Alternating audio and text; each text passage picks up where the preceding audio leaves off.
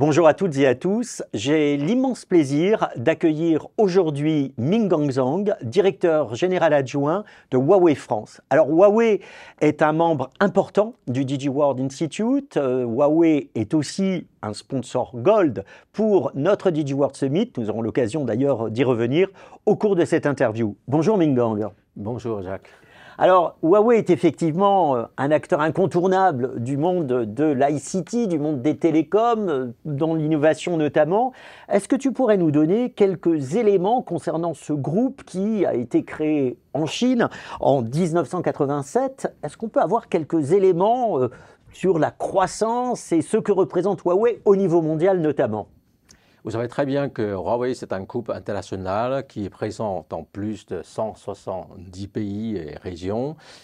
Le plus important, en fait, du groupe Huawei, c'est l'innovation. On peut dire l'ADN de ces groupes-là, c'est l'innovation. Donc, beaucoup d'investissements dans la recherche et développement.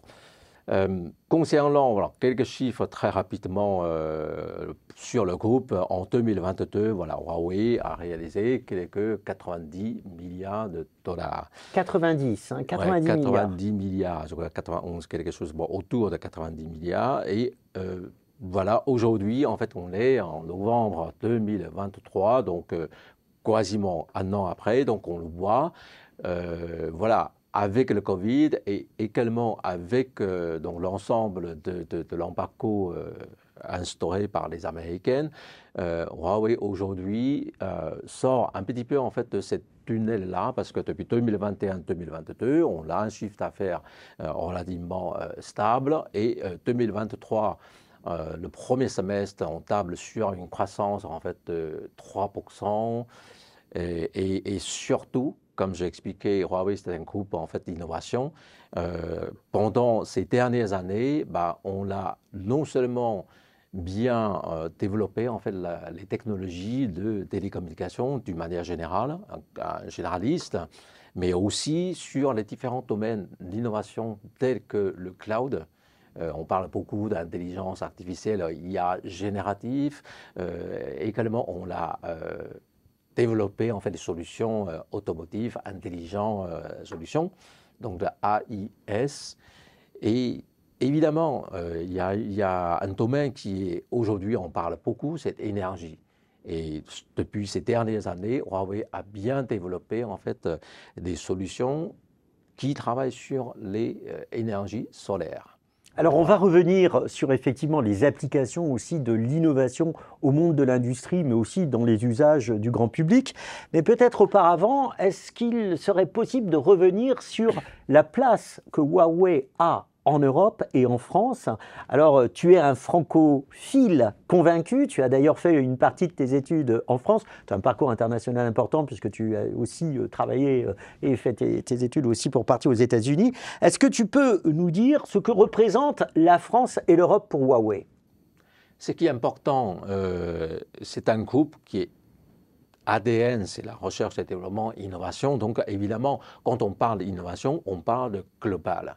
Quand on parle d'innovation, les solutions et aussi l'écosystème en fait d'innovation, c'est global. On peut pas dissocier. Donc de ces points de vue, l'Europe, la France, c'est extrêmement important pour un groupe tel que Huawei.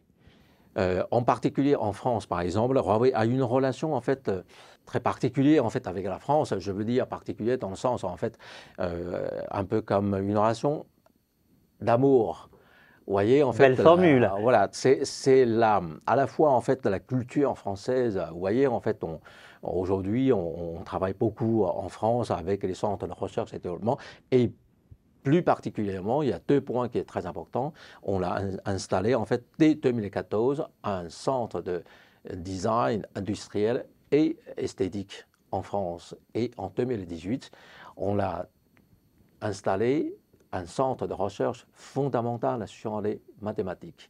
Vous voyez, donc là, il y a une appréciation dans le groupe aux plus hauts dirigeants en fait, du groupe Huawei sur la culture française, sur la France. Donc c'est pour ça que je qualifie en fait une relation d'amour. Alors, une relation d'amour et des amours qui durent depuis 20 ans, puisque je crois que Huawei France a en effet fêté cette année ses 20 ans. Tout à fait, c'est une étape extrêmement importante qui marque, voilà, depuis 2003, ça fait 20 ans aujourd'hui. Alors, où on en est, le groupe, 20 ans après, en France? Voilà, donc quelques chiffres clés.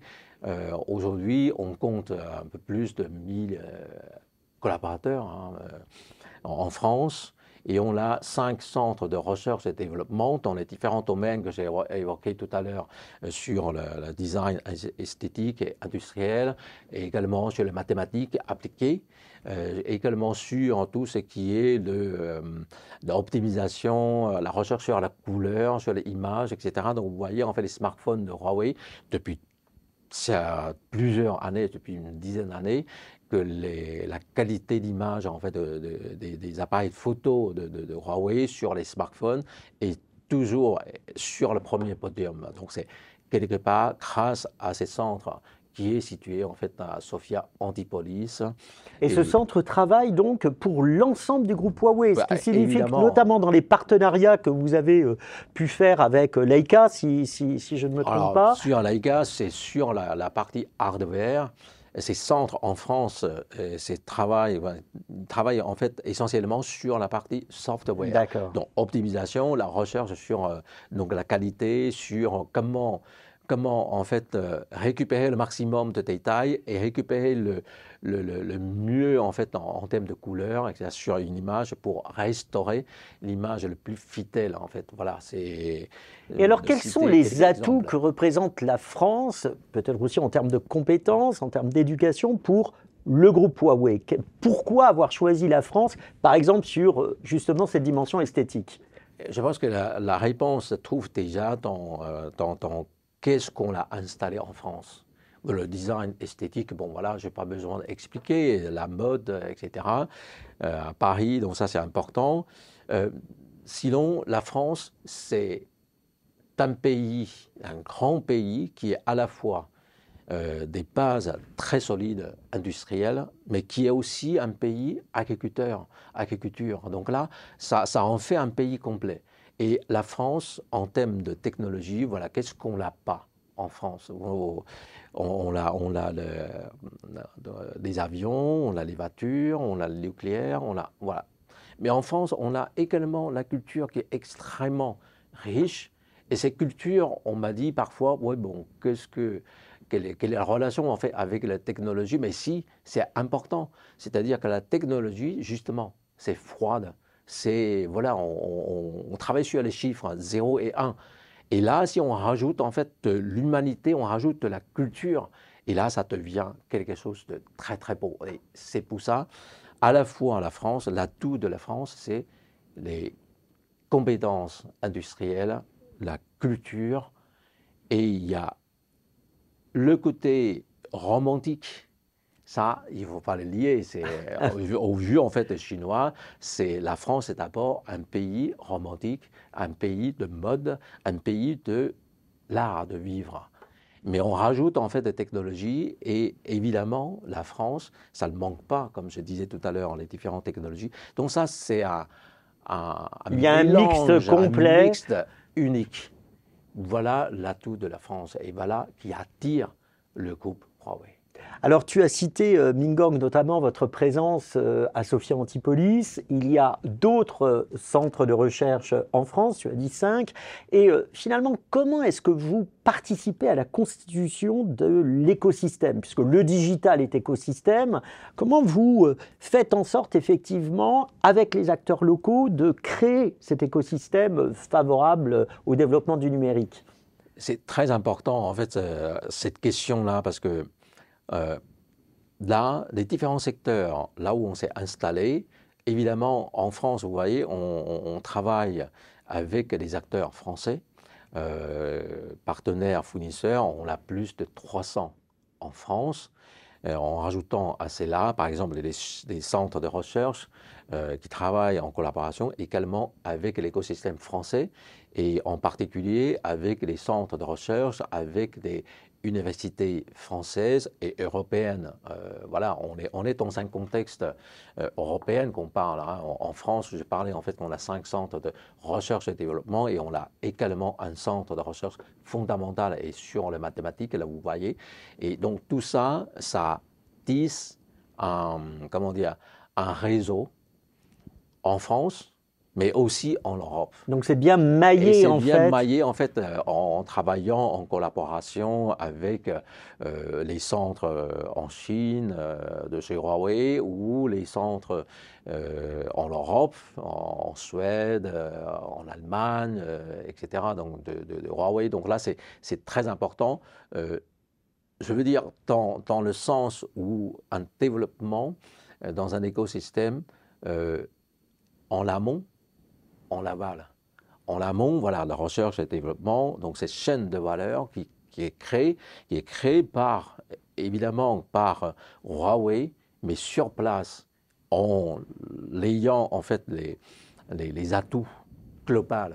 Donc, il ramène en fait, par exemple, l'exemple de centre de recherche et développement mathématique à Boulogne-Billancourt. Voilà, il y a plus de 80 chercheurs, ingénieurs français qui travaillent dans ces centres-là. D'accord, 80 chercheurs sur ce centre. D'accord. Et donc, ils travaillent en étroite collaboration avec des centres de recherche et développement en Chine, chez Huawei, pour élaborer le protocole de la 5G. D'ailleurs, Minggang, vous nous aviez organisé lors d'un executive club du DigiWorld Institute, et j'espère qu'on pourra refaire cette expérience.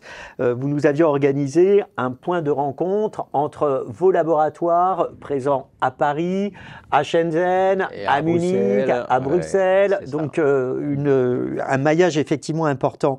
Alors, il est aussi question de la constitution d'une usine ou de la mise en place d'une usine dans une région qui nous est chère au sein du DigiWorld Institute, puisqu'il s'agit de la région Grand Est, qui, comme tu le sais, est membre de notre think tank. Le projet avance bien ? Tout à fait. Bon, voilà, depuis 2021, début 2021, qu'on a annoncé officiellement le choix en fait de site pour construire en fait l'usine de production de Huawei en Europe. Voilà, donc on est passé par les différentes étapes. Vous voyez, donc là, je ne vais pas en faire les détails. Aujourd'hui, l'usine, on a commencé les travaux de terrassement pour travailler sur la fondation. Voilà, donc ça suit son cours. Ça sort de terre. Ça, pas encore sort de terre. Donc il y aura, par la suite, il y aura des étapes très importantes dans la construction, parce que c'est une usine qui compte 57 000 m² sur un terrain de plus de 80 000 m². Donc ça, c'est voilà, c'est un projet aujourd'hui de construction de 2 ans. Hein. Donc là, on aura des différentes étapes qui marquera en fait l'importance en fait de cette construction, cette usine, parce que c'est une usine qui sera en fait le plus moderne et dans le sens aussi bien technologie et aussi environnementale. Donc là, c'est la prise en compte en fait de différents éléments, non seulement des technologies, tout ce qui est intelligence industrielle, intelligence artificielle pour la fabrication, pour la production, mais également en fait il y aura des énergies solaires et adoptera en fait dans la conception en fait cette usine-là. Donc ce sera une usine ultra moderne dans le sens technologie, mais aussi dans le sens d'énergie. Donc préoccupation environnementale embarquée nativement dans la conception même de cette usine. Alors, on avait vu lors de l'organisation de la Learning Expedition avec la région Grand Est, et Huawei était un acteur important de cette Learning Expedition, le rôle crucial qu'allait jouer l'intelligence artificielle. Or, je crois, dans quelques jours, vous allez, au cours de votre événement européen qui va se tenir ici à Paris, présenter une solution, la solution Pangu, qui justement apporte une dimension nouvelle dans les applications d'intelligence artificielle. Est-ce que tu peux, Minggang, nous en dire plus avant finalement qu'on découvre dans les jours qui viennent cette solution en vie réelle. Oui, avec plaisir, Jacques. C'est effectivement, en fait, que vous avez évoqué Pangu. Alors, c'est vrai, depuis fin de l'année dernière, on a beaucoup parlé, mais ça devient en fait vraiment un sujet d'actualité, l'intelligence artificielle, notamment IA génératif, à travers le chat GPT 3 et ensuite 4, etc. Donc là, ça, effectivement, donc ça, euh, par rapport à ChatGPT, qui est plutôt en fait l'intelligence générative, l'intelligence artificielle générative, et qui est sur le secteur B2C. Huawei, en fait, nous avons la devise en fait de Huawei, c'est voilà technologie, mais technologie, innovation, c'est très bien, mais innovation utile, c'est encore mieux. Et innovation au service de l'humanité, c'est encore mieux. Et donc là, de cette manière-là, nous, notre vision sur l'intelligence artificielle, c'est plus de 98% en fait, c'est ce qu'on appelle intelligence artificielle, ce sera dans les applications B2B. C'est-à-dire dans les applications industrielles, applications économiques, applications dans tout ce qui est des différentes industries, manufactures, etc. Voilà. De ces faits, effectivement, on l'a annoncé, on l'a lancé en fait ces plateformes Pranku, qui est une plateforme que Huawei a développée depuis des années, une plateforme intelligence artificielle générative et dans lequel qui est notamment, pour ne pas dire exclusivement, mis à la, comment dire, mis au service des différents secteurs tels que la recherche dans le médicament, tels que la prévision de météo, tels que la manufacture, etc. Donc c'est vraiment dédié au monde B2B et c'est une approche qui est multisectorielle et qui permet donc des applications dans la santé, mais aussi dans l'industrie. Exactement, parce que c'est là, si je vous cite en fait un exemple, vous allez comprendre en fait qu'il est beaucoup plus, comment dire, vous serez d'accord avec moi sur cette vision qu'il faut apporter des innovations au service en fait de la société. Oui, c'est d'ailleurs le fondement même de notre think tank, un monde numérique positif qui apporte du progrès et pas de l'innovation pour l'innovation. Voilà, donc c'est bien pour ça qu'on est membre Gold en fait de ce think tank Digital Institute. Pour revenir sur un exemple que je vais vous citer, dans la recherche sur le médicament. Aujourd'hui, on le sait très bien, dans la tradition, on doit passer une bonne dizaine d'années, faire la recherche au laboratoire pour trouver en fait le principe actif et ensuite autour de ce principe actif là, on va développer un médicament pour contre les différentes maladies. Et là, en fait, dans ce système, dans cette plateforme Pranku, on l'a enregistré dans le secteur de recherche et médicaments, on a enregistré 1,7 milliard des molécules, principes actifs connus. Okay. Et donc, basé sur ça, là, on peut parler en fait vraiment une base de données extrêmement riche. Et basé sur ça, Pranku, on l'a fait une expérimentation avec un professeur qui est dans le domaine, dans la recherche sur le médicament.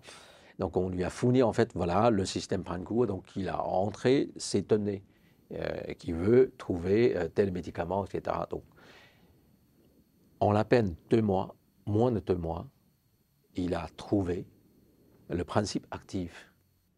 En utilisant donc Prangu, il a pu accélérer de façon considérable. Cette plateforme qui est basée sur 1,7 milliard de principes actifs, des molécules connues, etc. Et qu'il a fait la recherche, donc jour et nuit. Bon, évidemment, ça, c'est également, on n'a pas évoqué, mais c'est un peu technique, c'est-à-dire que l'intelligence artificielle, le plus important, c'est la base de données, c'est-à-dire quelle est, voilà, le volume de données, ce qui est très important. Mais une fois il y a suffisamment de volume de données, mais aussi la vitesse, donc c'est-à-dire la capacité de calcul. Et donc ces deux éléments, c'est très important, qui déterminent voilà, quelle est la vitesse, le fonctionnement et comment dire, la fiabilité en fait de ces systèmes IA. Voilà, donc ça, avec ça, aujourd'hui, le professeur en question, une fois qu'il a trouvé en fait le principe actif, à travers de ces de manipulation, à travers Prangu, bah, il continue. Voilà, vous voyez en fait, oui, ça va être une sorte de cercle vertueux qui va s'enrichir. C'est extrêmement, aujourd'hui, je n'en dis pas la conclusion là-dessus, mais ce que je peux dire, c'est déjà on a fait un raccourcissement d'une petite dizaine d'années. Oui, ce qui est considérable. Sur la recherche et le développement, et évidemment un coût qui est extrêmement important. Vous pouvez imaginer, vous pouvez entendre combien on investit dans les industries pharmaceutiques pour trouver un nouveau médicament. C'est des dizaines de milliards de dollars qu'on investit sur une dizaine d'années, mais avec c'est 3 fois 10, hein, on parle assez classiquement, c'est avec 10% de réussite. Donc voilà, les 10 milliards investis sur 10 ans et avec 10%, là, tous ces 3 chiffres-là, aujourd'hui, on en sort un principe actif en à peine 2 mois et on continue. Je ne sais pas combien de temps le professeur a eu à réussi à développer le médicament basé sur le principe actif qu'il a trouvé à travers l'exercice, les manips. Grâce à Prangu. Alors, ma question est-ce que finalement cette solution, elle est sur le marché, il est possible pour une entreprise française de l'acquérir? Alors, on est en train de travailler, c'est-à-dire, voilà, aujourd'hui, il y a une dizaine de secteurs dans cette plateforme-là. Et cette plateforme Prangu est utilisée également par le Centre européen de la prévision météorologie moyen terme. D'accord. Et donc voilà, pour répondre à ta question, c'est ça. Donc là, qu'est-ce qui fait l'avantage de ces systèmes-là? C'est encore une fois, c'est toujours la même chose. Prangu, c'est une plateforme entraînée. Et dans le secteur de la prévision météorologie, on a enregistré les dernières 43 années des données de météo du monde. Et avec la capacité de calcul que j'ai évoquée tout à l'heure, mais on peut faire une prévision, voilà, en moins de 10 secondes, quelque chose comme ça, alors qu'il faut des semaines de calcul, etc. Et évidemment, avec des données des 43 dernières années, mais on l'a fait. On obtient en fait un résultat beaucoup plus précis. Beaucoup plus précis, beaucoup plus fiable. Bien sûr, et beaucoup plus fiable. Alors voilà, justement, puisque tu parles météo, la transition est toute trouvée avec un élément que tu as cité, qui est l'intégration nativement dans les solutions que vous proposez de la transition écologique. Est-ce que tu peux nous en dire plus, notamment, et la façon dont vous abordez chez Huawei, et chez Huawei France notamment, cet aspect changement climatique, transition écologique, et tu as parlé du solaire tout à l'heure. Où en êtes-vous pour l'Europe et puis plus largement aussi pour l'ensemble du monde? Vous avez depuis plus de 10 ans, le groupe Huawei, notamment dans le domaine de la recherche et développement, on travaille sur l'optimisation de la consommation au tout début, à la demande du client. Mais bon, monsieur Huawei, est-ce que vous pouvez faire des équipements, des solutions qui consomment moins? Oui, parce qu'il y a un intérêt économique, bien évidemment. Économique, il y a 10-15 ans. Donc, on a commencé par ça, à travailler. Bon, évidemment, très rapidement, voilà, on rentre plutôt dans un chemin qu'on travaille sur les différents, les différents domaines, ce qu'on appelle dans tout ce qui est, l'optimisation sur le bilan carbone, etc., les scénarios 1 et 2 et 3, etc. Donc là, non seulement on travaille pour réussir en fait à optimiser, à faire baisser la consommation, bah, il y a pas mal de choses. C'est la réduction, en fait, le nombre de composants, donc c'est important. Simplifier, en fait, tout ce qui est hardware et simplifier tout ce qui est software qui gère l'ensemble des solutions. Donc ça, c'est très important. Et on est arrivé aujourd'hui, par exemple, si on parle de la 5G, il y a un élément qui est central dans la solution de 5G. Huawei fournit en fait la 5G qui consomme moins, 15 à 20%, voire même plus, moins, comparant, d'où même la première génération de produits 5G de Huawei. Aujourd'hui, on en est la troisième génération et ça consomme moins de 25%.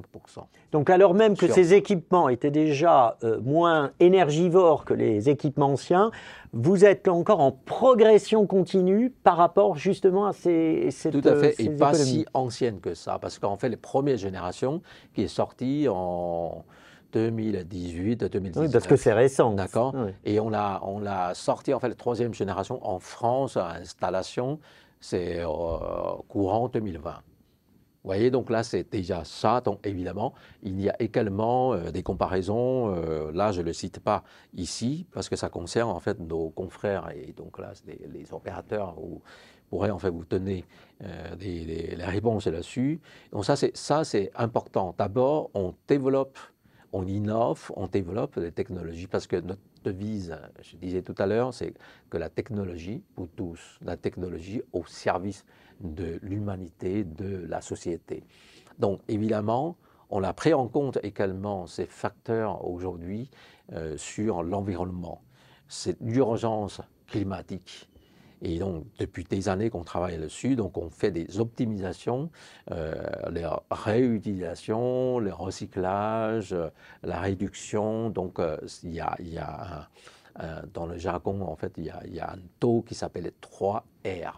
Donc, l'élément central en fait de la 5G de Huawei, bah, c'est taux qui atteint en fait 93%. Donc là, c'est très important. Et c'est là, ça illustre un petit peu pourquoi on a réussi en fait à réduire quelques 20-25% de la troisième génération par rapport à la première génération en termes de consommation électrique. Et ça, c'est les qu'un un domaine sur lequel on travaille. Évidemment, c'est très important.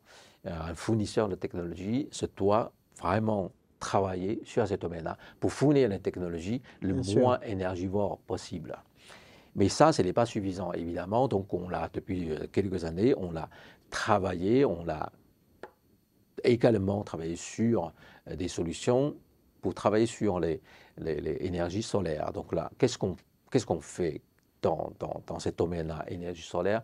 Nous, on fournit les solutions développées par la technologie numérique, des onduleurs, et qui permettent, nous, on ne travaille pas sur les panneaux solaires, mais des onduleurs digitales et qui permettent d'optimiser, gérer au mieux l'ensemble de solutions énergie solaire à partir de la production, le transport et la consommation. Et donc, c'est très important.